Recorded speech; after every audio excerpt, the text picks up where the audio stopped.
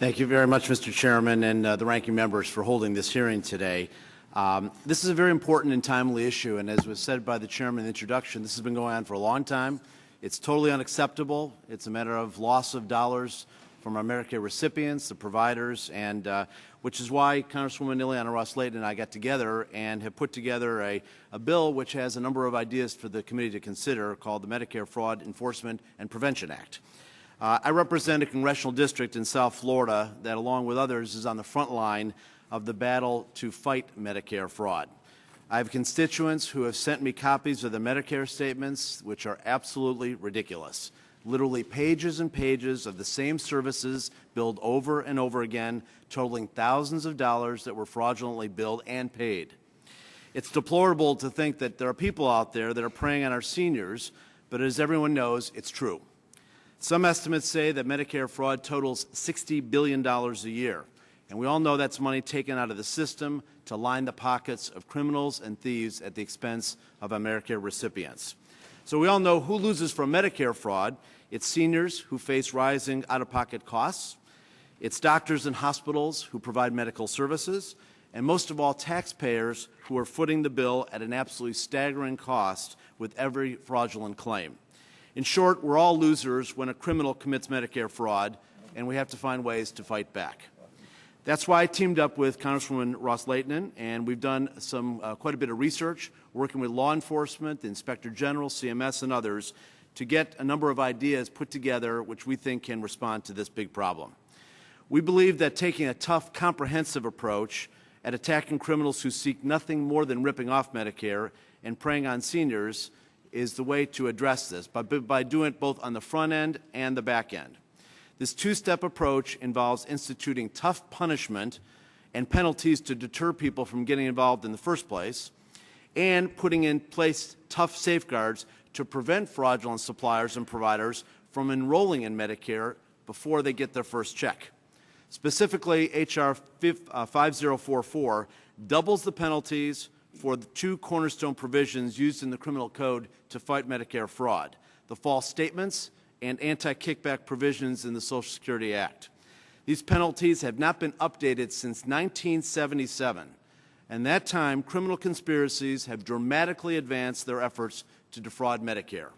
H.R. 5044 will double the criminal penalties to a maximum of 10 years of imprisonment and up to $50,000 in fines.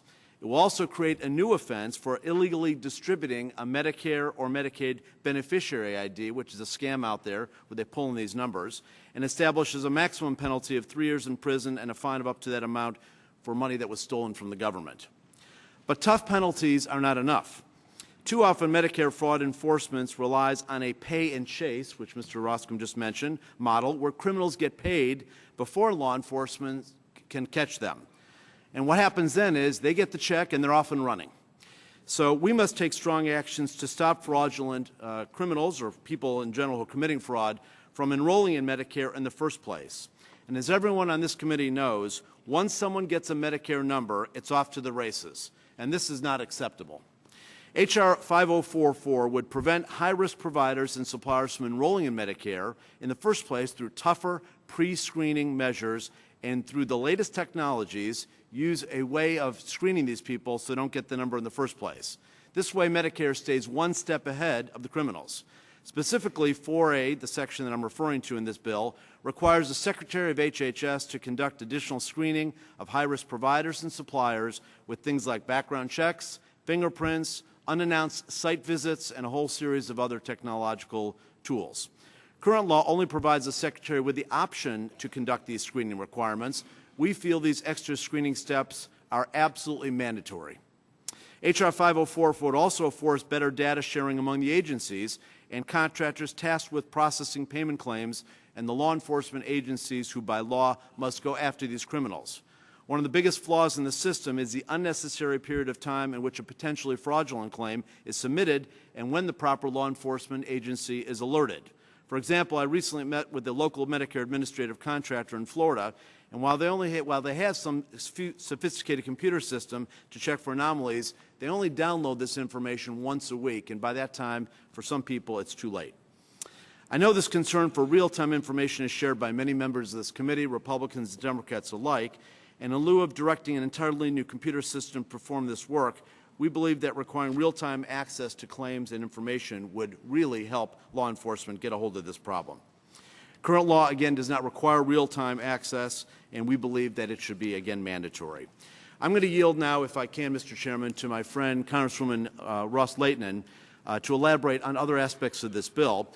But I do want to close by saying that we have put this bill together with one goal in mind, and that's to strengthen and protect Medicare for the millions of men and women who depend on this critical program. We don't look at any idea that's being presented here today as Democrat or Republican. We're just interested in what will work and what we can do to keep the criminals and thieves from robbing taxpayers and seniors of one of the best bedrock safety net programs in our country's history. I appreciate the opportunity to testify today